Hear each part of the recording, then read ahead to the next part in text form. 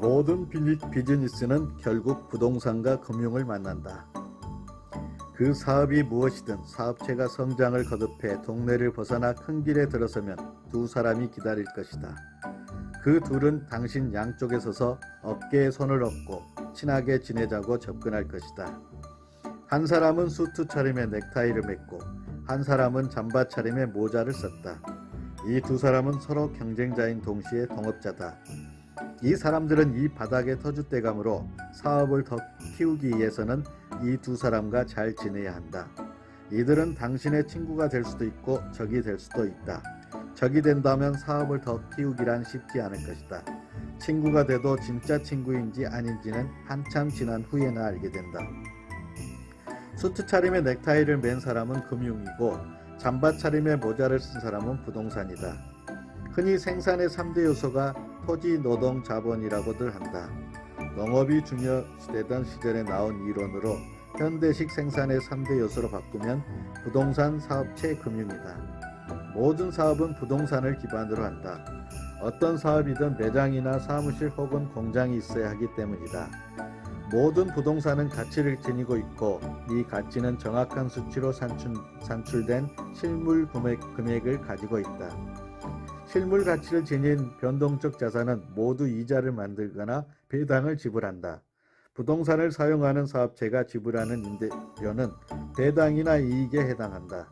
임대료를 지불할 수 있는 사업체가 있다는 뜻은 부동산과 긴밀하게 연결되어 있다는 의미다. 임대료를 지불할 수 있다는 것 자체가 부동산을 매입하거나 개발할 수 있는 힘이 있다는 뜻이다. 따라서 부동산 소유자들과 긴장이 생긴다. 부동산 사용자가 될 수도 있지만 부동산 구매자가 될 수도 있는 것이다. 즉 부동산을 살 수 있는 구매 자격을 가짐으로써 현재 사업체와 부동산을 연결하면 기존 사업 못지않은 지속적 이익 구조를 만들 수 있는 것이다. 결국 사업을 잘해서 어디든 매장을 열어도 임대료를 낼 여력을 가진 회사를 소유했다면 수많은 부동산을 소유할 수 있는 자격이 생긴 것이다. 이때 금융이 도와 융자의 도움을 받으면 회사의 자산 구조의 사업체와 부동산 소유라는 두 가지의 이익 구조가 나타난다. 부동산은 상대적으로 사업체보다 안전자산에 속하기에 수익에 비해 높은 가격에 거래되는 특성이 있다.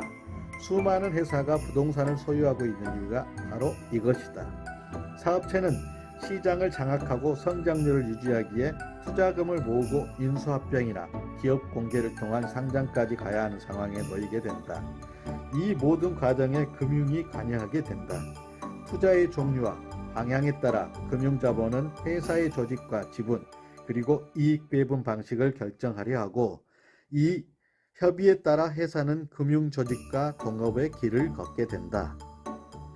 스타트업 회사와 같은 경우에는 프리시드, 시드, 시리즈 A, 시리즈 B와 같이 연쇄적인 투자 진행을 받으며 지분을 희석하는 과정이 있고 자본의 금액과 성격에 따라서 창업자의 지분 이상을 요구하거나 신주 발행에 관여하는 식의 경영 참여를 하기도 한다. 자본이 회사 안에 들어온다는 뜻은 신용이 자산이 되기 시작했다는 뜻과 동일하다. 이때는 더 이상 창업자가 자기 사업을 잘한다고 해서 모든 것이 끝나지 않는다. 금융조직과 잘 지내고 자본을 이해해야 존립할 수 있는 단계로 넘어간 것을 뜻한다. 수입의 발생 방식은 몇 가지로 나뉜다. 먼저 자신의 노동력이 곧 수입이 되는 임금 노동자나 자영업자가 있으며 다른 사람의 노동력과 자본으로 수입을 만드는 기업가도 있다. 그리고 금융과 합작해 신용을 통해 미리 이익을 현금화하는 방식이 있다. 이토록 사업은 커지면 커질수록 금융과 손을 잡을 수밖에 없다. 금융에 대한 공부가 부족하면 사업체를 아무리 잘 만들었어도 노인과 바다에 나오는 늙은 어부 산티아고가 될 수 있다. 산티아고는 너무나 어렵게 멕시코만에서 큰 청새치를 잡아 보트에 매달고 시장에서 높은 가격에 팔릴 것을 기대하며 집으로 향했다. 하지만 청새치의 피가 상어들을 유인했고 그 상어들이 결국 청새치의 뼈만 남기고 전부 다 먹어치워버린다. 금융 자본에 대한 이해가 부족한 경영자는 누구나 산티아고가 될 수 있는 것이다. 금융은 정교하고 날카로운 칼을 가지고 있다. 이 칼은 언제나 앞뒤를 바꾼다. 필요하면 당신을 위해 수요일 당신의 7시입니다. 경쟁자들을 물리쳐 주지만 상황이 덜 변하면 칼이 당신을 향할 수 있다. 살과 뼈를 해치하듯 냉정하게 당신과 당신 사업체를 해치할 수도 있다. 그러나 만약 부동산과 금융이 언제나 당신 편에서 일을 하게 만든다면 확장성과 안정성을 모두 갖춘 사업체를 소유하게 될 것이다. 또한 이렇게 커진 사업체는 규모를 키워나갈수록 부동산과 금융을 발밑에 둘 수 있게 된다. 더 이상 파트너가 되겠다고 요구하지 않고 부하의 역할로라도 당신 옆에 붙어있기를 바라게 된다. 하지만 여전히 방심하면 안 된다. 금융과 부동산은 언제나 세상의 강자였다. 강자에게 약하고 약자에겐 강한 역할을 하며 오랜 세월을 버텨낸 사람들이다.